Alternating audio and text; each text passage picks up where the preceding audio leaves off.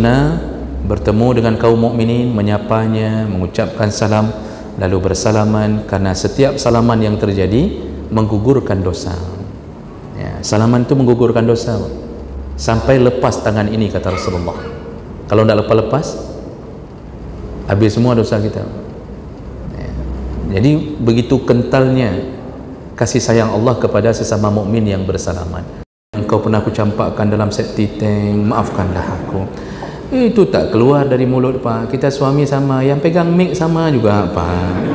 Baik dia yang pegang mic, hananya nanti buat. Ya, karena kita kenapa punya ego kawam. Yang penting, Pak, ini kebiasaan yang paling tidak disadari oleh orang yang bertamu di hari raya. Jangan biarkan anak kita menghancurkan rumah orang. Assalamualaikum warahmatullahi wabarakatuh. Banyak sekali pertanyaan jamaah, Ustadz kasih kami channel untuk kajian anak-anak muda. Di antara anak muda berasal dari Aceh, luar biasa, channelnya Maulizul Akbar Nak. Tonton, subscribe, like, share, komen. Assalamualaikum warahmatullahi wabarakatuh.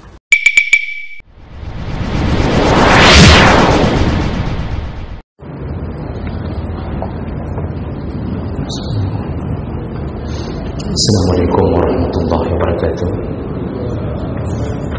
Alhamdulillah, nasta'inuhu wa nastaghfiruh wa na'udzu bihi min shururi anfusina wa min sayyiati a'malina. Man yahdihillahu fala mudilla lahu wa man yudlil fala hadiya lahu.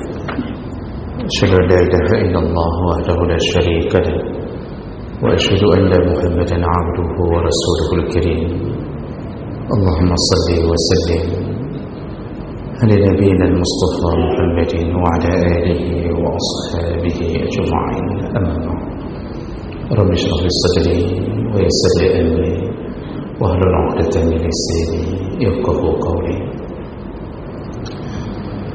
Segala puji bagi Allah, kemudian salawat dan salam kepada Rasulullah, pada keluarga dan seluruh sahabat-sahabatnya. Bapak Ibu jemaah salat zuhur yang Allah muliakan insyaallah.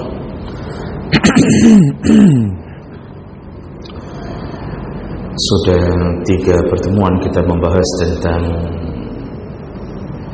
fadilah amalan-amalan di dalam Ramadan. Dan di minggu yang lalu kita membahas fadilah beriktikaf di 10 terakhir Ramadan. Hari ini kita akan pindah judul, mengingat bahawa Ramadan akan berakhir dalam 3 hari ke depan, dan perlu kita ulang kaji tentang adab-adab ketika datangnya hari raya,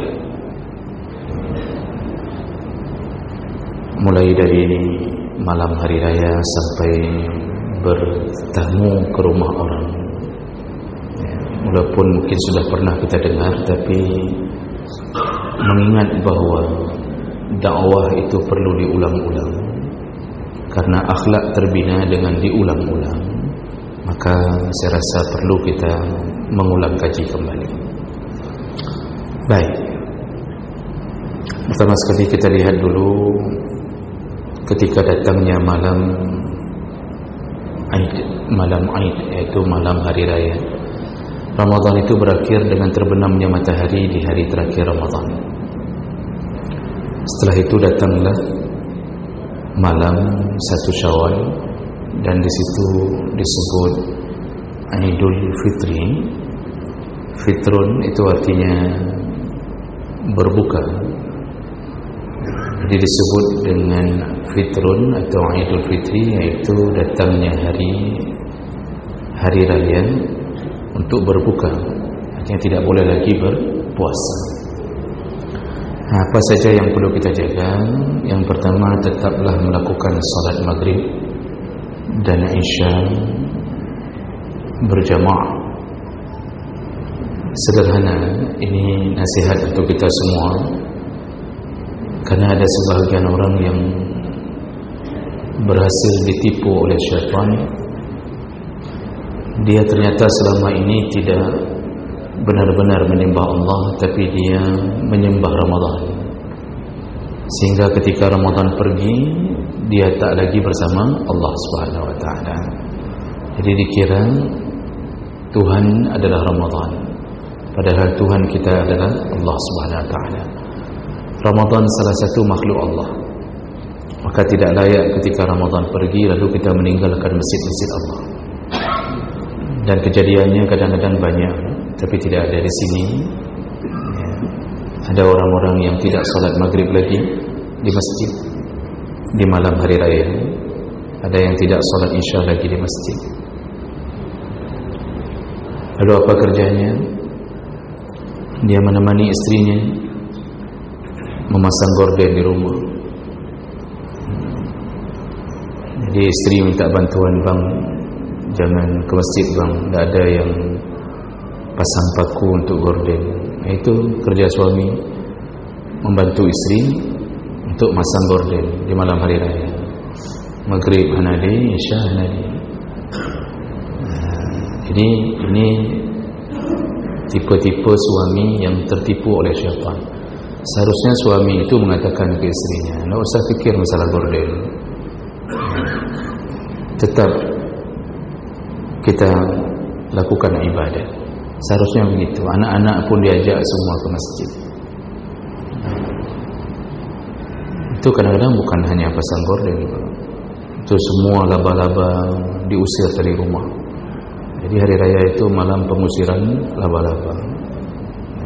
Rumah-rumahnya dihancurkan semuanya. Jadi dipikir laba-laba, pikir Israel aja yang kejam. Rupanya kita pun begitu. Tapi okeylah, tapi jangan lakukan dengan mengganggu ibadah di malam hari raya. Makanya tiba-tiba malam hari raya kosong, masjid tinggal satu saf. Yang biasa nampak bahkan i'tikaf sampai 10 malam, tiba-tiba nak nampak lagi. Jadi apa gunanya? Sedangkan ciri-ciri orang diterima Ramadannya adalah la'allakum tattaqun.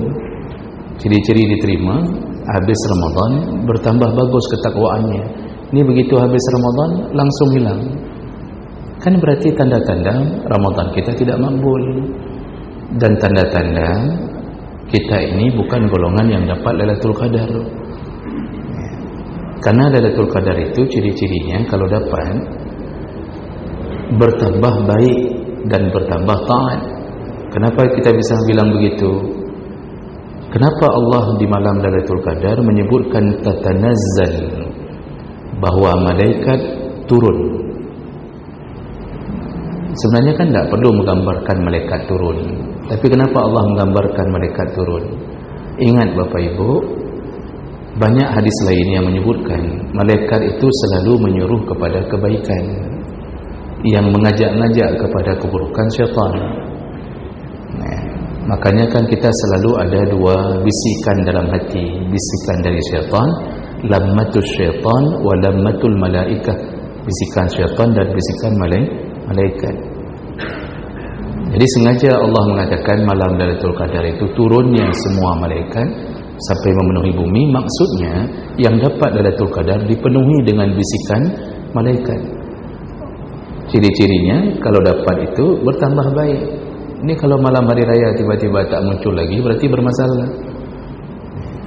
Nah, jadi ini yang perlu diingat. Pertama, jangan sampai malam hari raya tak datang lagi maghrib dengan isya. Kalau mau pasang gorden, atur kuih dalam toples, itu jam-jam 10 malam dah hambur juga. Ya. Kuih, untuk apa dia tu atur kuih? Anak-anak begitu buka toples, bukan dilihat bagus tidaknya aturan kuih itu di dalam toples, yang dilihat enak tidak enaknya. Ini sampai kacang pun diatur. Kupu tak atur kacang dalam toples. Ya. Malah makin berhamburan makin bagus, berarti dimakan sana dimakan sini. Nah, itu ngatur satu toples saja habis waktu masih jam. Itu belum lagi istri yang buat lontong, buat kuih macam-macam. Suami subuh-subuh nak nampak lagi ke masjid. Kenapa? Sudah capek bantu istri ngambil di ruang lontong, di rumah apa ni? Di ruang apa? Pokoknya tahulah. Jadi udah sibuk dengan itu. Itu manusia yang tertipu di malam hari raya. Satu lagi saya mau tambahkan, biasakan jangan bertasyabuh dengan kebiasaan orang kafir di malam hari raya.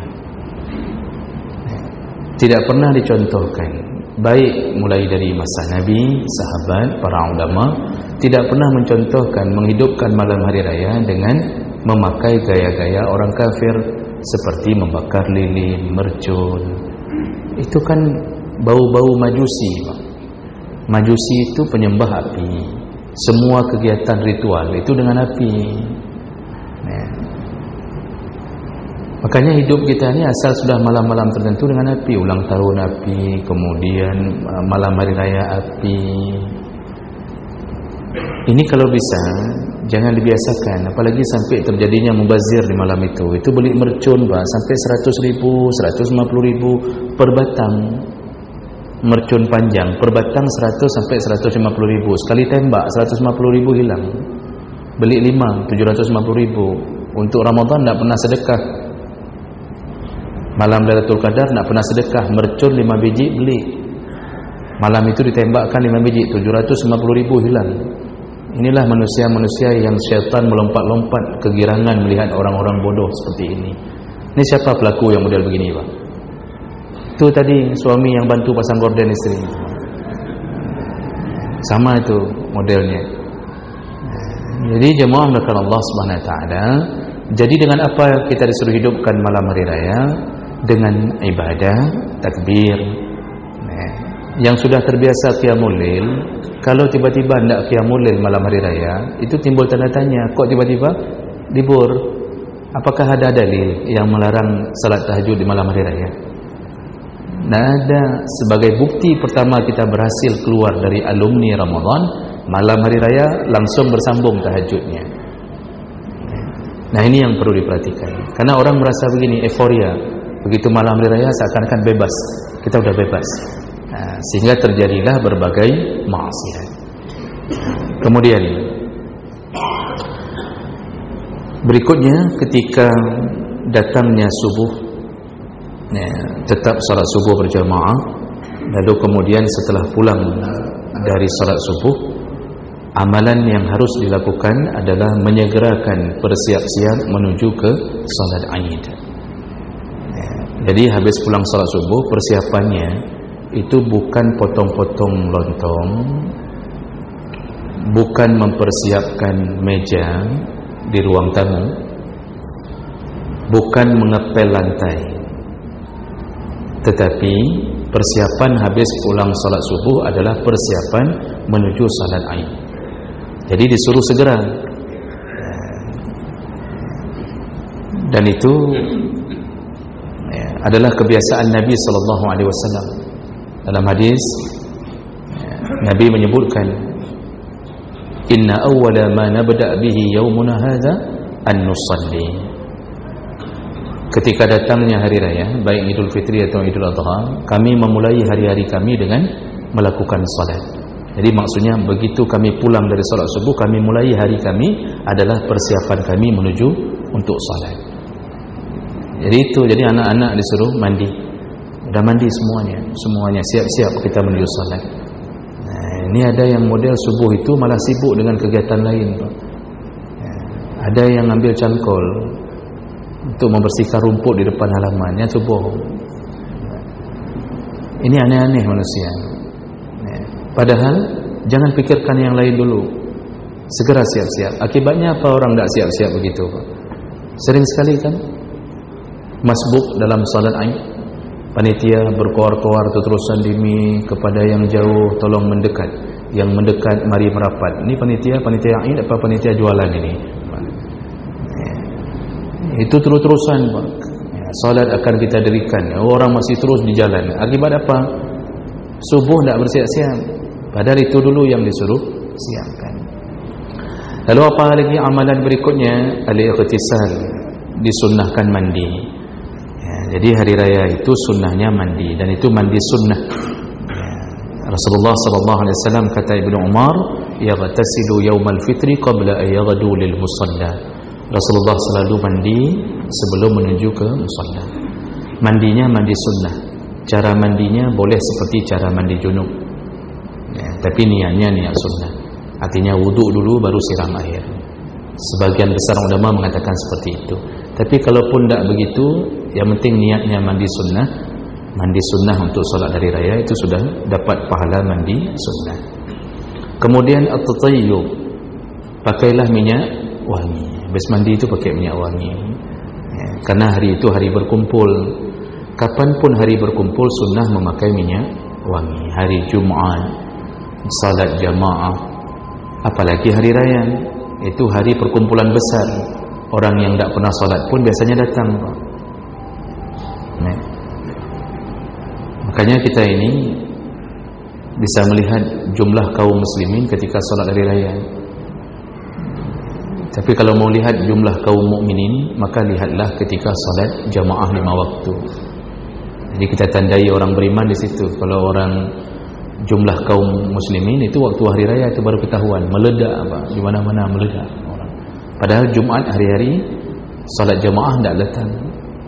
Ini juga salah satu kebodohan yang dibuat oleh orang-orang yang mengira salat Idul Fitri lebih besar pahala daripada salat jamaah, salat 5 waktu. Sehingga ada yang tak salat subuh tapi datang waktu salat Idul Fitri. Salat subuh tak datang tapi Idul Fitri datang. Nah, kemudian labasus siyab al-jadidah, disunnahkan memakai baju baru. Ini baju baru bukan baju baru beli, baru dicuci, baru digosok. Dan sunnahnya memakai warna putih bagi laki-laki, sunnah. Tapi bagi perempuan tidak ada sunnahnya memakai warna putih. Sunnahnya bagi perempuan tertutup aurat dengan baik. Malah kalau pakai telekom warna hitam, rok hitam malah lebih baik. Laki-laki kalau warna putih lebih baik di hari-hari besar seperti itu. Perempuan kalau pakai warna putih, kalau tembus pandang malah bahaya. Jadi coba Bapak lihat waktu umrah, perempuan-perempuan di Arab ada model pakai baju-baju putih tak? Tidak ada. Telekom-telekom putih tidak ada. Rata-rata mereka hitam, karena ilahnya pada perempuan adalah menutup aurat. Kemudian jadi sunnah memakai baju yang bersih, wangi, baru dicuci. Tak mesti baju baru beli. Lalu sunnah berikutnya adalah bagi yang mau keluar dari rumahnya, sunnah memakan lebih dahulu untuk memisahkan antara Ramadan dengan Syawal. Sunnah memakan lebih dahulu berdasarkan beberapa hadis Nabi, di antaranya ya, dari Jabir bin Abdullah, dari Jabir bin Samrah, kana Rasulullah sallallahu alaihi wasallam la yaghdu yaumal fitri hatta ya'kulu at-tamarat. Rasulullah itu tidak menuju ke tempat salat Idul Fitri sampai beliau lebih dahulu memakan beberapa kurma. Jadi Rasulullah itu memakan kurma beberapa butir sebelum menuju ke tempat salat. Kalau kita bisa ikuti Rasulullah memakan beberapa kurma boleh. Tapi kalau kita merasa takut nanti pulang terlalu terlambat, ya, takut khatibnya terlalu lama, kelaparan sehingga kita tidak bisa khusyuk, maka boleh makan nasi, makan lontong boleh. Tapi ingin juga mengikuti sunnah Nabi, walaupun makan nasi, ya masukkan kurma ke lontong, jadi bisa dapat sunnahnya juga. Lontong dapat, sunnah Nabi juga dapat. Kurma yang Bapak masukkan ke lontong, jangan lontong Bapak masukkan ke kurma, itu terasa aneh sekali. Jadi makan dulu Pak. Nanti berbeda dengan Idul Adha. Idul Adha itu tak makan dulu, puasa dulu. Puasa itu maksudnya makanan yang lebih utama, yang pertama masuk di hari Idul Adha adalah hewan binatang, hewan sembelihannya sendiri. Itu yang dilakukan oleh Nabi. Nabi pulang langsung sembelih. Hari ini panitia nyembelihnya di hari kedua. Maka kita tidak makan-makan dari hari pertama, menunggu hewan sembelihan kita, lalu masuk UGD, lalu kemudian bersama hewan itu kita sama-sama meninggal dunia. Itu kesalahan yang terjadi. Jadi kalau mau ikut Nabi, ya hari pertama Nabi pulang langsung nyembelih kalau Idul Adha. Makanya Nabi nak makan dulu. Jadi kita paling kurang ikuti sunnahnya kalau Idul Adha, ya tidak makan dulu, pulang nanti baru makan yang bisa apa dimakan. Kemudian Berikutnya, ikhrajun nisa wasbyan lis-shalah. Khusus hari raya, semua perempuan, anak-anak disunnahkan keluar menuju ke tempat salat. Disuruh syiarkan, ramaikan. Nah, jadi perempuan walaupun haid, orang-orang yang dipingit. Jadi berdasarkan hadis Nabi bahawa Rasulullah menyuruh amara bi ikhraj al-awatiq wa zawatil khudur wal khuyyat. Semua perempuan mau yang dipingit maksudnya selama ini dilarang-larang keluar. Hari raya suruh keluar untuk menuju ke tempat salat. Perempuan yang haid suruh keluar menuju ke tempat salat. Tetapi wa ammal khuyyat, perempuan-perempuan yang haid fayashhadna al-khair, mereka tak salat tapi mereka berada di lapangan, kemudian mereka mendapatkan pahala kebaikan berkumpul bersama kaum muslimin, mendapat pahala mendengarkan tausiah, khutbah, semua itu didapatkan pahala oleh perempuan yang haid. Wa ya'tazilna al-musalla, tapi mereka tidak salat. Jadi nanti ibu-ibu yang haid, isteri-isteri kata yang haid itu bawa saja, nanti ya suruh duduklah di pinggiran-pinggiran atau suruh duduk saf paling belakang, khusus tikar untuk orang haid. Kalau perlu tulis pengumuman sedikit, khusus orang haid. Mereka tidak solat itu di belakang. Oh, kalau tidak ada tempat, pohon-pohon di samping ada, duduk di bawah pohon. Oh, rupanya tidak bisa duduk bawah pohon, naik ke atas pohon, duduk di atas pohon. Nah, itu mudah ditangani. Tapi begitu suruhannya. Anak-anak as-sibyan, di saat itu disunnahkan bawa. Ya, sunnahkan bawa. Kalau anak kita tipe suka membuat keributan, Pak, suruh pegang sama mamaknya yang haid, yang di atas pohon tadi. Terpegang itu. Ya, jadi semua sunnah keluar. Begitu. Berikutnya, sunnah keluar menuju ke tempat salat dengan keadaan berjalan kaki. Karena Rasulullah yakhruju ila al-aidain masyian.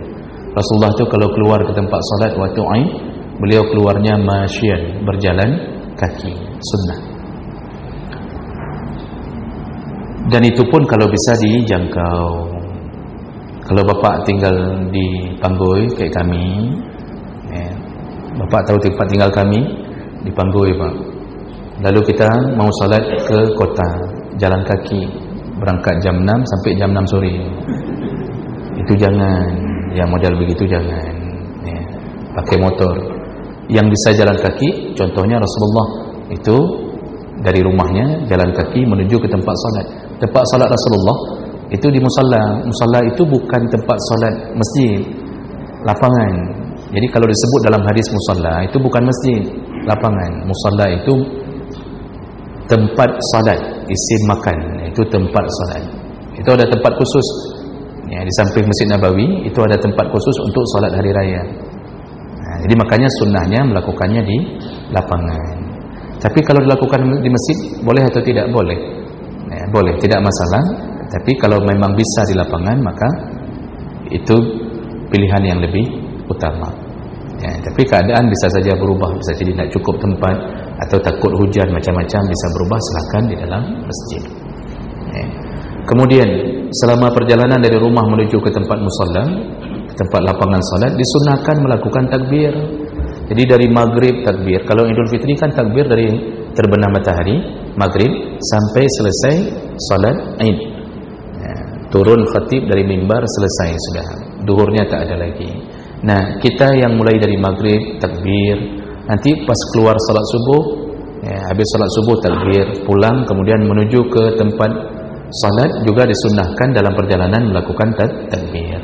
Sama kayak kita umrah, udah pakai baju ihram, dalam mobil menuju ke Masjidil Haram, itu labbaik Allahumma labbaik. Begitulah kira-kira keadaannya. Jadi dalam mobil itu takbir. Semua keluarga diajak untuk bertakbir.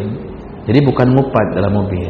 Jadi begitu lewat di depan rumah tetangga, ada yang belum terbuka pintu, langsung kita katakan, kangi, hanya itu mayang. Padahal tetangga bisa jadi keluar di pintu belakang untuk menuju ke musalla. Kita sudah mulai ngupat orang di hari pertama Ramadan. Jadi disuruh takbir, tidak usah mikir masalah orang tidak salat, tidak salat, tidak usah mikir. Nah, berikutnya, ini saya percepat Pak karena waktu kita terbatas. Kemudian setelah selesai solat, al-musafahah li ikhwanihi al-musallin, disunnahkan bersalam-salaman dengan sesama kaum mukminin. Itu sunnah. Ini yang saya bawa ini kitab adab yang sunnah. Sunnah bertemu dengan kaum mukminin, menyapanya, mengucapkan salam, lalu bersalaman, karena setiap salaman yang terjadi menggugurkan dosa. Salaman itu menggugurkan dosa sampai lepas tangan ini, kata Rasulullah. Kalau tidak lepas-lepas, habis semua dosa kita. Jadi begitu kentalnya kasih sayang Allah kepada sesama mukmin yang bersalaman. Setelah selesai khutbah, maka bertemu, bersalaman. Kalau dah lama tidak ketemu, malah sunnahnya berpelukan. Udah lama tidak ketemu, Pak. Udah 10 tahun misalnya ketemu. Ketemunya setelah salat Idul Fitri. Sunnahnya yu'anik, menempelkan leher dengan leher. Itu hadis yang menyatakan sunnah berpelukan. Cipika, cipiki, itu sunnahnya. Ini sesama laki-laki ceritanya apa nih? Bapak jangan bayangkan mana-mana. Ini sama laki-laki nih ceritanya nih. Yang perempuan sesama perempuan. Nah, jadi perlu kalau sudah 10 tahun tanya, alhamdulillah ya, masya Allah sudah taubat. Langsung dia menjauh, nak mau lagi salaman sama kita. Jangan bilang itu. Urusan dia dengan Allah, urusan dia dengan Allah. Nah, begitu. Lalu kemudian disunnahkan memberikan kalimah tahniah, yaitu taqabbalallahu minna wa minkum, sambil salaman taqabbalallahu minna wa minkum.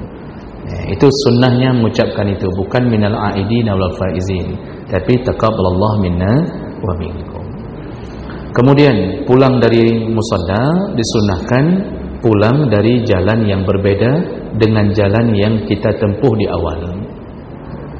Jadi kalau kita tinggal satu komplek, kalau kita keluar dari jalan A, pulanglah dari jalan B. Begitu yang dilakukan oleh Nabi. Rasulullah sallallahu alaihi wasallam kana iza kana yaumul Aid khadafat tariq. Rasulullah itu kalau hari raya selalu jalannya berbeda, jalan pergi berbeda dengan jalan pulang. Tujuannya apa Bapak Ibu? Untuk menjumpai orang yang berbeda-beda.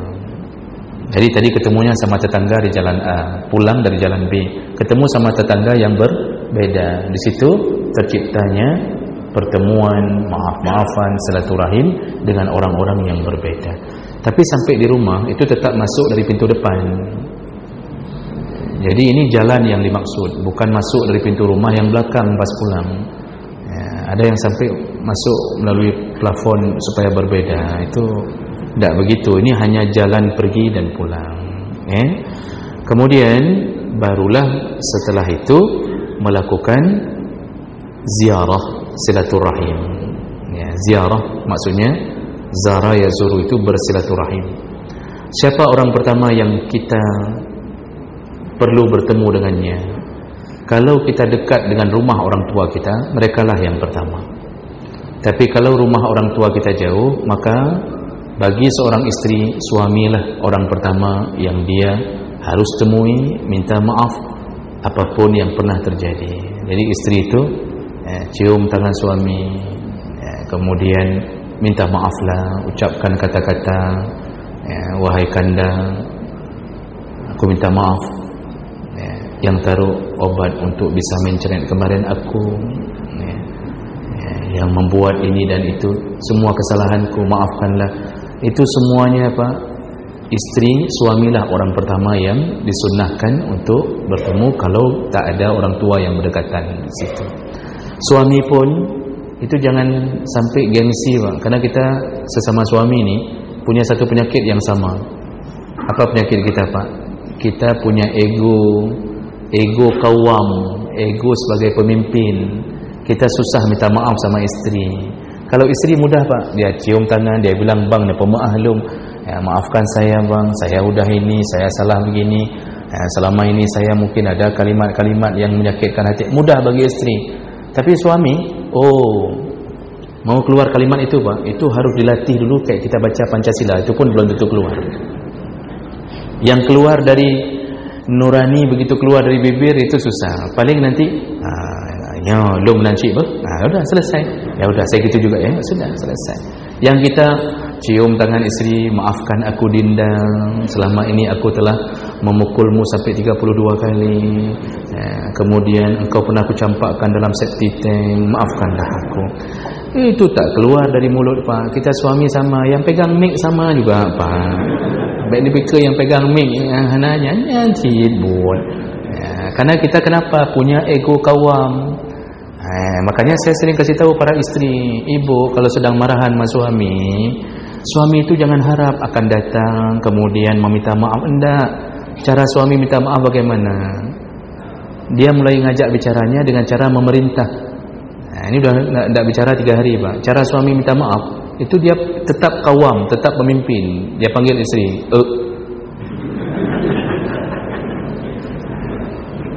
buka kopi dia. Suruh buat kopi Pak. Dah 3 hari enggak umum, tiba-tiba datang suruh buat kopi. Itu sebenarnya minta maaf itu. Itu harus tahu para isteri. Kalau si isteri berani menjawab, kau pegak gerok ke? Kau buat aja sendiri. Enak aja suruh buat kopi. Si isteri tak faham psikologi para suami. Itu minta maaf itu. Caranya nyuruh-nyuruh. Kalau isteri berani nyaut yang seperti tadi, kau pegak gerok ke? Itu 3 tahun berikutnya akan bermasalah. Psikologinya berbeda. Maka oleh karena itu kita paling kurang cara kita minta maaf di hari raya kepada istri, walaupun kita tidak berani menyusun kata-kata yang indah untuk mendamaikan hati istri, ada cara lain Pak. Berikan angpau isinya 500.000. Bapak dengan berikan angpau 500.000, istri kita dia tidak perlu dengar kata-kata kita, itu sudah dia pahami itu minta maaf. Jadi begitu kita bilang cuma itu sudah bagus itu. Ampau bacutnya. Begitu dibuka 500.000. Itu langsung dia loncat, dia peluk suaminya. Karena udah 20 tahun tak pernah ada yang kayak gitu. Senang sekali istri kita kasih 500.000. Itu lupa semua kelelahannya, lupa semua kebenciannya. Sudah lupa dia pernah jatuh ke septic yang ditendang sama suaminya, lupa. Caranya begitu Pak. Ini udah hendak minta maaf, angpau tak ada. Ini suami ini berarti kurang paham ilmu dalam berumah tangga. Itu yang perlu kita fahami. Siapkan 500.000 untuk istri. Ini ibu-ibu yang dengar, kalau 499 jangan terima. Harus 500.000. Berikutnya baru kalau orang tua kita jauh, maka mulailah kita berziarah. Jangan ke rumah orang lain dulu, jangan ke rumah bos dulu, jangan ke rumah pimpinan rumah sakit dulu, jangan ke rumah komandan dulu. Temui dulu orang tua kalau rumahnya terjangkau lebih dahulu. Ini ada sebahagian Pak, mau kemana kita nih? Ke rumah bos dulu. Kenapa ke rumah bos dulu? Bos open house. Jangan ke rumah orang tua dulu Pak. Ini ada yang takut sekali sama bos, tapi tak takut durhaka sama orang tuanya. Ke rumah orang tua, di sanalah bersimpuh urusan minta maaf sama orang tua. Juga perkara ini sama dengan posisi mertua. Jadi jangan pikir orang tua kandung saja. Kalau kita sudah menikah, mertua itu orang tua kita. Bahkan pengorbanan mereka itu kadang-kadang lebih hebat. Kenapa? Yang didik anaknya yang gadis itu siapa? Mereka. Yang sekolahkan anak gadisnya siapa? Mereka. Yang habis uang siapa? Mereka. Yang sayang-sayang ke anak gadis itu siapa? Mereka. Kita modal kita apa Pak? Cinta plus 15 manyam. Cinta 15 manyam. Sudah kita rebut anak orang yang dididik sudah 25 tahun, dikeluarkan harta sudah ratusan juta. Hanya dengan modal cinta dan 15 manyam kita culik, kita rebut, lalu harus tinggal bersama kita. Tak boleh dia mengabdi lagi tak bisa dia mengabdi lagi ke orang tuanya. Bahkan pulang pun harus izin dari kita. Bagaimana perasaan hati seorang orang tua yang punya anak gadis, yang diharap-harap datang, diciumi dari kecil, dipeluk, tiba-tiba diculik orang hanya dengan modal 15 manyap. Bapak yang punya anak gadis, lihat waktu pernikahan itu, dia tahu dia tak akan dapat pengabdian dari anak perempuannya. Makanya mertua itu posisinya sama dengan orang tua. Jadi jangan fikir bahawa tidak ada pengorbanan. Besar pengorbanan mertua. Kalau dia nak kasih Pak, boleh. Misal begitu kita lamar anak gadisnya, dia nak kasih, dia bilang apa? Oh, bayar dulu ongkos dia, kami masukkan ke kedokteran. Itu masuknya saja berapa Pak? Siapa yang pengalaman masuk anak kedokteran Pak? Masuknya saja berapa itu? Ongkos SPP per bulan berapa? Kemudian koasnya lagi berapa? kemudian ongkos tu bisa buka praktek sendiri berapa, beli suntik berapa, beli mayat berapa. Kalau orang tua mau mengatakan itu sah, dia mengatakan bayar, enak saja ambil anak kami, ini anak kami perempuan satu-satunya, sah. Maka oleh karena itu hormatilah mertua sama seperti menghormati orang tua kandung. Istri juga begitu, yang didik anak laki-laki itu ayahnya, ibunya. Tapi begitu sudah menikah, yang orang tuanya dulu berharap setiap bulan dari hasil gaji dikirim ke orang tua, tidak bisa dikirim karena harus menghidupi istrinya yang kenal cuma waktu di praktek koas tadi, kenalnya di situ. Orang tua mau bilang, nak, ayah udah habis uang 1M untuk Muna, paling kurang 1 bulan, ya dari gaji 10% aja lah. Tapi tidak berani bilang lagi, Pak. Kenapa? Orang tua faham anak laki-lakinya yang dididiknya hari ini menjadi milik orang lain, dia harus hidupkan istri dan anak. Makanya hormati mertua, karena ada model-model menantu tak hormat mertua. Kalau mertua yang datang, Pak, itu nasi dibatas-batasi, kemudian ikan sambal lado, yang dikeluarkan sambalnya saja, ladonya tidak dikeluarin. Ya. Jadi model-model begitu. Seharusnya mertua datang ke rumah itu habis-habisan hormati dia. Apapun, makanya dalam hukum, apapun yang orang tua minta yang tidak memudaratkan, itu selayaknya diberi, jangan ditunda. Misal si mamak datang, lalu kemudian dia lihat di dalam rumah kita ada yang dia senangi, apakah bunga plastik, lalu dia bilang, nak, cantik kali bunga plastik ni, untuk mamak aja ya. Itu jangan bilang, jangan mikir pun. Kalau cuma harga 30.000, 50.000, jangan mikir pun. Ambil aja mak, bawa pulang. Lalu dilihatnya lagi ada sendok-sendok yang bagus-bagus dalam lemari. Mamak suka kali mas sendok ni, untuk mamak aja. Ambil mak, ambil. Lalu dilihatnya lagi ke depan rumah, Pak, ada bunga janda bolong, kemudian lidah mertua. Lidah mertua itu panjang-panjang, Pak, bunganya. Dia minta, ambil mak, ambil, bawa pulang. Tanya lagi, mak perlu keset kaki, mak bawa pulang. Mak perlu apa lagi, bawa pulang. Begitu dengan orang tua. Kenapa? Karena apapun yang kita beri tak sebanding dengan apa yang mereka keluarkan. Tak sebanding, Pak, kasih sayang mereka, ya, penderitaan mereka. Makanya dulu Ibnu Umar ketika bertemu dengan seseorang, membawa ibunya di pundak tawaf ketika tawaf. Lalu orang ini setelah selesai tawaf tanya sama Ibnu Umar, apakah aku telah, dengan aku bawa ibuku begini, apakah aku telah membalas kebaikan orang tuaku? Kata Ibnu Umar, tidak sama sekali. Bahkan helaan nafas ibumu ketika melahirkan tidak bisa engkau balas dengan membawanya di atas pundakmu. Jadi ini yang harus dipahami. Jadi hari raya itu habis-habisan. Ini hari raya kita ke orang untuk bos parcel, untuk bos, mak. Parcelnya bukan parcel cilet-cilet, parcel 500.000 ke atas. Isinya itu tidak boleh sirup-sirup 68. Harus yang terupdate, harus yang 88. Ada yang model isi macam model kuih macam-macam. Itu orang tua tidak kirim parcel. Seharusnya parcel itu untuk orang tua setahun sekali. Isinya 1 juta, mak, di dalamnya. Isi apapun. Ini yang seharusnya. Jadi orang tua kita itu betul-betul orang yang paling berkorban. Hari raya habis dari rumah, kalau orang tua dekat, datanglah dulu ke rumah orang tua. Bawalah sesuatu yang membahagiakan dia. Bawalah sesuatu. Jadi kalau orang tua kita datang ke rumah tadi, kalau yang mudarat baru jangan kasih. Misal dia bilang, mamak suka kali rumah ni untuk mamak aja ya. Itu baru boleh kita menolaknya, mak. Mama kita ru'yah dulu boleh. Masa rumah diminta, bangkit mana kita mau? Ini istri anak tinggal di situ. Itu perlu, orang tua begitu perlu ru'yah. Tapi kalau yang kecil-kecil dia minta kulkas, Pak. Kalau kulkas ya tergantung bapak lah kalau kulkas. Ya. Kalau kira-kira tidak mungkin beli lagi, suruh tunda dulu, nanti belikan lain ke. Pokoknya ke orang tua, jalan salah satu jalan pintu menuju surga itu adalah orang tua. Maka jangan sampai tertahan-tahan orang tua. Jadi hendaknya kita merubah konsep. Jangan ke orang kita muliakan, orang tua tak muliakan. Ya.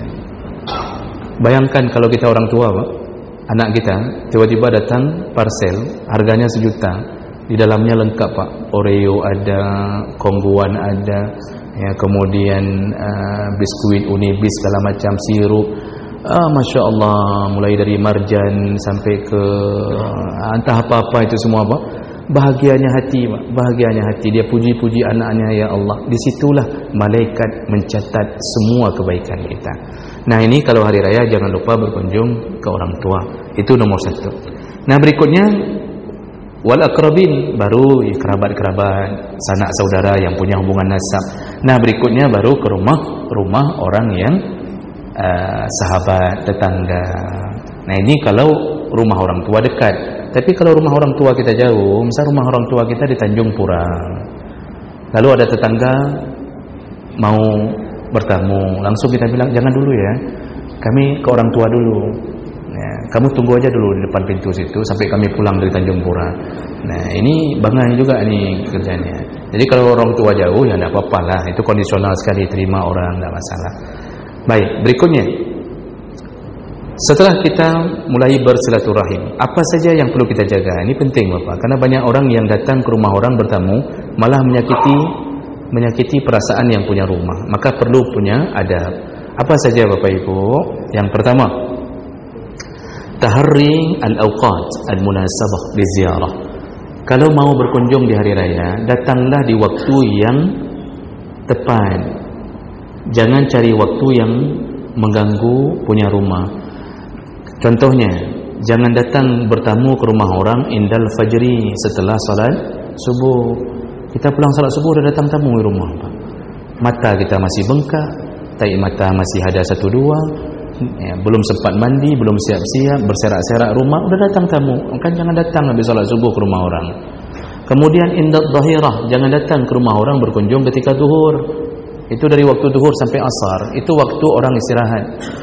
Jangan kunjung. Kadang-kadang ada orang yang sudah berkunjung sana sini, dia pulang mau istirahat, tiba-tiba datang tamu. Ini waktu yang salah. Makanya kalau tidak dibuka pintu, sah. Tamu datang, Assalamualaikum. Tidak disahut di dalam kamar. Waalaikumsalam. Tapi tidak ada yang keluar. Anaknya disuruh ngintip. Nah, coba buka gorden sikit aja, coba ngintip. Siapa depan tu? Ya, anaknya balik, mengatakan, Mak, kawan mama yang mana yang mau nagih utang tu? Jangan buka. Boleh enggak kita tidak terima tamu Pak? Tamu dah berdiri di depan, kita tidak terima. Dosa enggak kita? Tidak dosa Pak. Dalam urusan bertamu, kita yang punya rumah lebih berhak. Yang harus berjaga adab adalah yang datang. Makanya kita tidak nyaut-nyaut. Bukan tidak nyaut, kita nyaut di belakang diam-diam. Tidak kita buka, tidak masalah kalau kita sedang tidak siap menerima mereka. Makanya Allah katakan apa? Beri salam 3 kali. Tidak disahut, farji'u, pulanglah. Nah, disuruh pulang.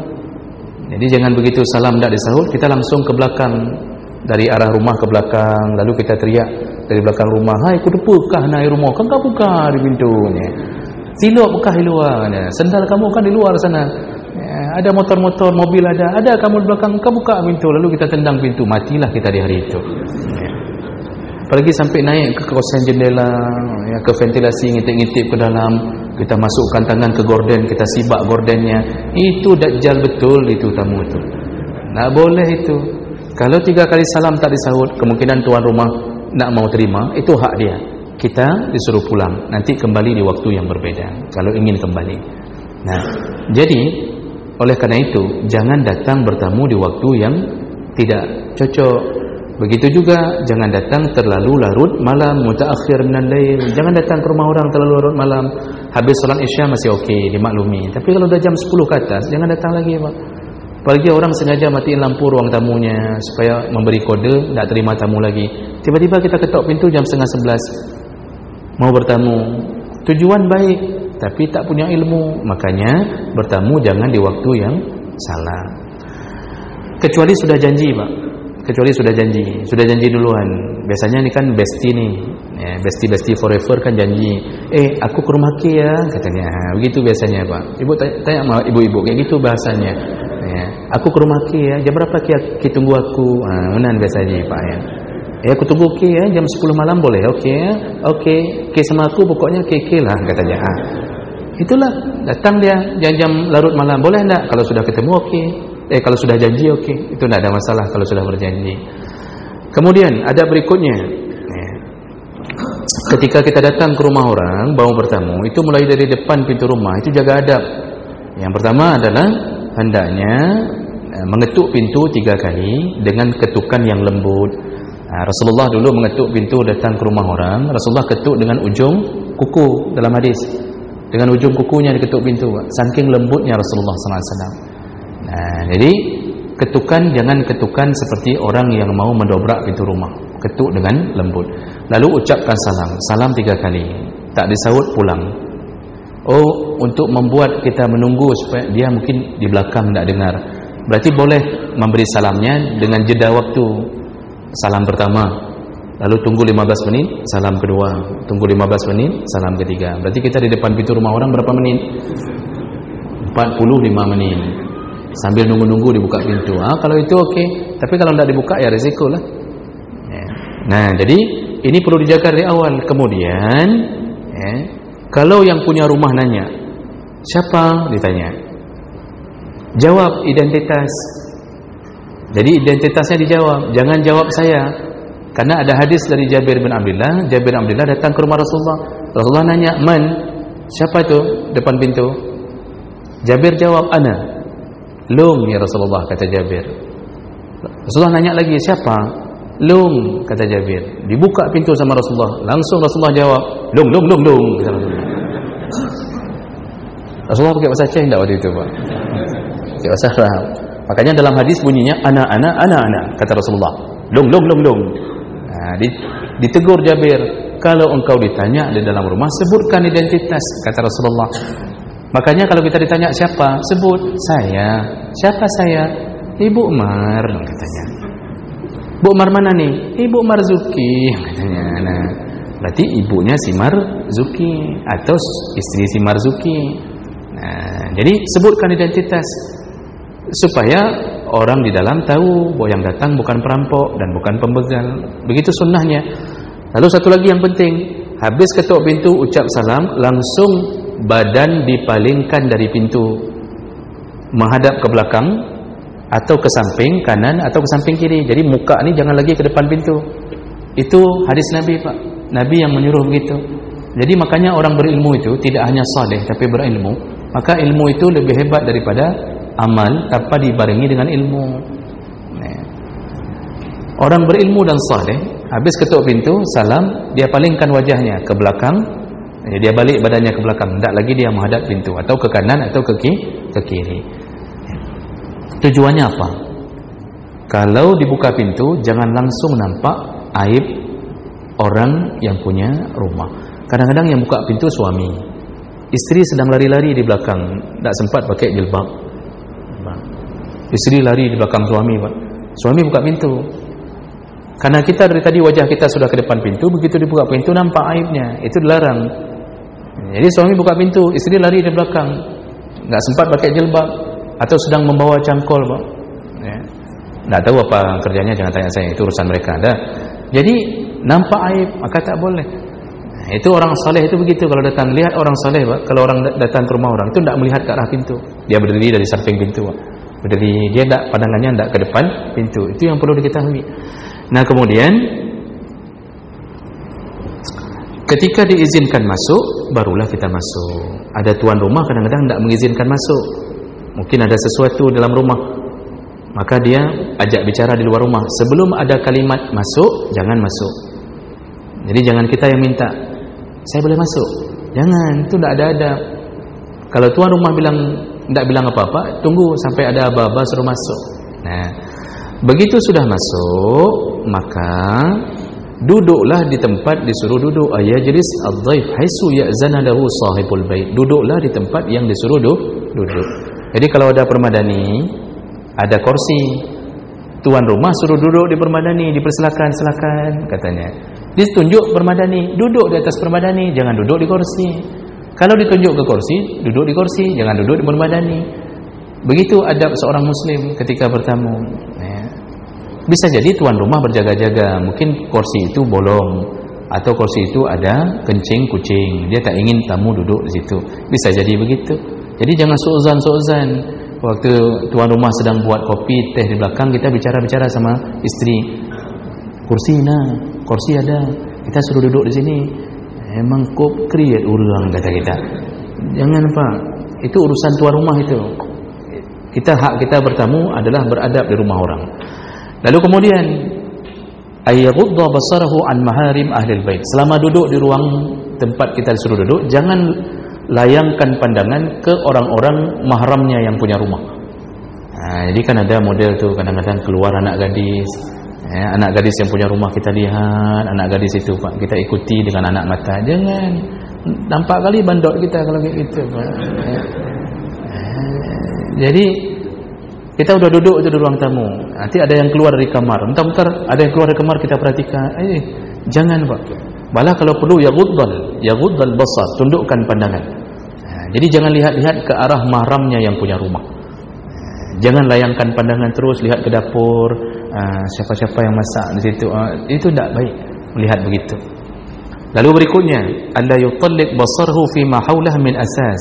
Juga jangan edarkan pandangan ke arah-arah barang-barang perabotan ya, yang ada dalam rumah. Lalu kita mulai mengkritik sana, kritik sini. Itu termasuk salah satu tipe orang tak beradab. Datang ke rumah orang, dilihatnya plafon, lalu datang tuan rumah dia mulai kritik. Ini plafon ni kok kayak gini, seharusnya yang ini sebelah sini, ini catnya tak cocok ni, dia cat harus ke sini. Kita dah mulai protes, kita protes Pak. Itu tak beradab itu rumah-rumah orang. Itu tergantung orang lah, kesukaan orang beda-beda. Mungkin dia suka plafonnya warna pink, apa urusan kita? Kita kalau mau perbaiki rumah sendiri, jadi jangan protes-protes. Duduknya lemari di mana? Jangan bilang ini berdasarkan feng shui, lemari ini tak cocok karena matahari masuk dari sebelah barat. Seharusnya lemari ini duduknya di bawah meja. Jangan tingkap pengurung Pak. Jangan protes-protes rumah orang, mejanya jangan protes-protes. Kursi seharusnya model kayak gini, enggak usah. Itu rumah orang. Diam duduk dikasih makan dia alhamdulillah daripada diusir. Jadi ini jangan kebiasaan cabak babah. Jangan kebiasaan mulut cabak, apa bahasa Indonesianya? Mulut teledor sekali Pak dalam mengeluarkan kritikan-kritikan. Itu dijaga selama kita bertamu di rumah orang. Kemudian ada berikutnya, alla yuhawil atasammu' aw tajassus ala ahli albayt. Jangan curi-curi dengar. Jadi ketika tuan rumahnya sedang di dapur, kita curi-curi dengar dia bicara masalah apa. Jangan tajassus, mencari-cari sampai kita langsung masuk ke dapur orang. Tidak boleh mencari-cari tahu, mencuri-curi dengar di rumah orang. Kemudian alla yatruka auladahu yu'isuna fi buyutin nas. Ini yang paling penting Pak. Ini kebiasaan yang paling tidak disadari oleh orang yang bertamu di hari raya. Jangan biarkan anak kita menghancurkan rumah orang. Datang baik bertamu, bagus silaturahim. Kita bawa anak, kebetulan anak kita ada 5 orang, pasukan bodrek semua. Datang ke rumah orang, itu anak dijaga betul. Karena ada anak-anak Pak, kalau orang tuanya pun otaknya kayak otak anak-anak, itu dibiarkan anaknya udah loncat ke meja, loncat-loncat di kursi. Tuan rumahnya Pak ngelus-ngelus dada, tarik lagi nafas panjang, tuan begah ni. Kita langsung sama anak-anak bilang, tak apa-apa nak, ini teman bapak ya. Dari kecil memang kami akrab, tak apa-apa, aman tu. Nanti ada anak-anak Pak, air sirup dimasukkan ke teh, air teh dimasukkan ke kopi, air kopi dimasukkan ke toples kuih. Kita diam saja, diam. Adik, jangan kayak gitu ya adik, kata tuan rumah. Berat membui kok. Air kopi udah masuk ke kuih, orang beli kuih itu sekilo berapa Pak? Maka anak-anak yang model begini, itu kalau bapak datang, kalau tahu anak kita ini pasukan bodrek, bawa borgol. Borgol dia di meja tamu itu. Ini ada yang model anaknya Pak, dicabut-cabutnya tisu tuan rumah. Cabut tajuk. Tisu itu 280 sheet. Dicabut sudah 270 Pak. Cabut. Orang tuanya, sikit pun tu, alah aman tu. Ini besti kami ni, aman. Itu akibat nak berilmu. Jangan biarkan anak kita keliling sana, lalu kemudian dia hancurkan guci Cina di sudut sana, Pak. Jangan. Guci Cina 4 juta. Kalau sudah jatuh guci Cina itu gara-gara anak kita, maka jangan pura-pura berbasa-basi, ya Allah, anakku tu ya Allah. Tak ada ya Allah di situ. Tanya berapa harga. Ya Allah, tanya harga badum. Ini kalau bukan puasa habis ni, Mak. Kayaknya pengalaman pribadi Ustaz ni kayaknya. Pengalaman tersakiti kayaknya. Tanya berapa harganya, 4 juta, bayar. Kadang tuan rumah karena orang beradab, dia tidak berani bilang harga. Dia bilang ya udahlah, tidak apa-apa. Tapi dia bilang tidak apa-apa, hatinya itu, Pak, seperti dicabut nyawa waktu dia bilang tidak apa-apa. Sakit sekali rasanya, Pak. Bayar. Kadang-kadang ada orang tua tidak paham-paham masalah ini, Pak. Hancur rumah orang gara-gara dia datang. Makanya kadang-kadang tuan rumah itu mengajak anaknya ke belakang, nak sini nak sama tante ke belakang, ada bonbon di belakang. Di belakang, disitulah dilibas anaknya, Pak. Dibantai betul itu anaknya, dicubit sana, dicubit sini. Ikan bangai lagi ayah katanya. Ditampar. Begitu keluar dari ruang dapur, anak kita sudah seperti dipukul sama pembantu baru-baru ini, ada, Pak. Gembung sana, gembung sini. Kenapa? Ayah bangai, mama bangai. Makanya perlu beradab, anak kita itu dijaga. Jangan asal-asalan datang ke rumah orang dianggap itu hal yang biasa. Rasakanlah, Pak, kalau anak orang datang ke rumah kita hancur-hancuran. Tapi kalau cuma main-main saja tak mengapa. Begitu juga kue, jangan dibuang-buang. Yang mau makan saja dikasih. Toples yang tidak perlu dibuka jangan dibuka. Dan satu catatan, Pak, ini sedikit lagi, Pak. Bapak dah tak kerja lagi kan? Dari tanggal 6 kemarin berlibur, Pak, kan? Sedikit lagi saya ambil waktu. Kita juga yang punya rumah itu juga harus paham melayani tamu itu makanan nomor 1. Jadi jangan banyak bicara, tidak ada makanan. Makanan walaupun tidak bicara, yang penting makanan mantap, itu tamu sudah senang hati dan kita pahala banyak. Kita tidak diam aja, tapi di depan tu Masya Allah, kuih Pak, apel kering, kemudian macam model dodol, Pak, dodol Garut, dodol Batupat, dodol Sari, lengkap barang. Itu tamu, Pak, tidak sempat ngomong. Makan. Itu pahala semua itu. Pahala semua. Walaupun kita tidak banyak bicara. Maka makanan nomor 1 sediakan. Jadi jangan ngomong udah 2 jam, Pak, air tidak ada, kuih tidak ada. Nanti pas dia mau pulang baru kita basa-basi, nak makan di sini. Kata tamu, taimu nak makan di sini. Dari bunuh ke kupreh nak juk-juk. Itu contoh. Itu bukan kalimat saya, kalimat pura-pura si tamu itu. Jadi makanan nomor 1, belajarlah dari Nabi Ibrahim. Nabi Ibrahim menyiapkan makanan. Begitu datang 3 malaikat, langsung anak sapi disembelih, Pak. Untuk 3 tamu, anak sapi disembelih. Lalu apa? Faqarrabahu ilaihim, didekatkan tu makanan ke depan. Dekatkan makanannya ke tamu. Ini hari ini settingan interior paling bodoh dalam ruang tamu. Meja di tengah. Ruang tamu ada 3x4, Pak. Itu kursi di dinding. Meja di tengah. Tamu mau ngambil kedua kalinya, tidak berani, Pak. Karena dia harus mengangkat pantatnya untuk menuju ke meja. Tidak berani berulang-ulang. Padahal cukup hawa, Pak, itu. Jadi tidak berani. Itu kesalahan. Dekatkan, kursi dekatkan dengan meja. Yang tangannya sampai berulang-ulang. Makanya ada tamu, kalau kita sudah trauma ke rumah yang kayak gitu, Pak, sekali ambil kita regam tu dalam kantong 1, dalam ini 1. Daripada kita ambil berulang-ulang, atau toples-toplesnya itu kita bawa ke kursi.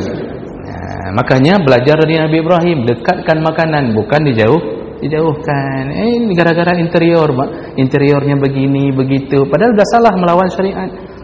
Begitu. Berikutnya, sedikit lagi, Pak, ini. Pas mau pulang, adamu italati ziarah. Jangan terlalu lama bertamu. Jadi jangan sampai bertamu dari jam 8 sampai jam 12 tak pulang-pulang. Kadang-kadang makanya tuan rumah, Pak, pura-pura ditelepon sama orang. Halo, Assalamualaikum. Ya, 5 menit lagi ni sudah selesai ni katanya. Padahal tak ada telepon tu. Dia WA duluan suaminya. Nak telepon ke? Karena udah kesal, dia nak pakai lagi nak telepon dong. Dia telepon ke? Begitu telepon dia bilang 5 menit lagi udah selesai ni. Ya, tunggu di jalan ya. Padahal yang telepon istrinya, Pak. Itu karena udah kesal sama tamu. Maka jangan lama-lama bertamu, Pak. Setengah jam, okey. Kecuali teman akrab yang dia melarang pulang, dia bilang jangan pulang dululah. Kalau ada ki kan, aku kan, begitu katanya. Itu dia senang hatinya. Kalau ada ki, aku kan, itu dah senang itu berarti. itu baru boleh berlama-lama. Tapi kalau tamu-tamu yang kira-kira datang hanya ziarah, jangan lama-lama Pak, setengah jam, 1 jam okey. Jadi itu yang perlu dijaga juga. Berikutnya, al-amru bil ma'ruf wan nahi 'anil munkar. Selama di ruang bertamu dibolehkan beramar ma'ruf nahi munkar. Contohnya apa? Ternyata di ruang tamu itu ada lukisan makhluk hidup, boleh protes, tapi caranya yang baik. Kita kasih tahu, kayaknya gambar ni itu yang dimaksud sama ustaz tu hari tu, yang tak datang malaikat ke rumah ni, gambar ni.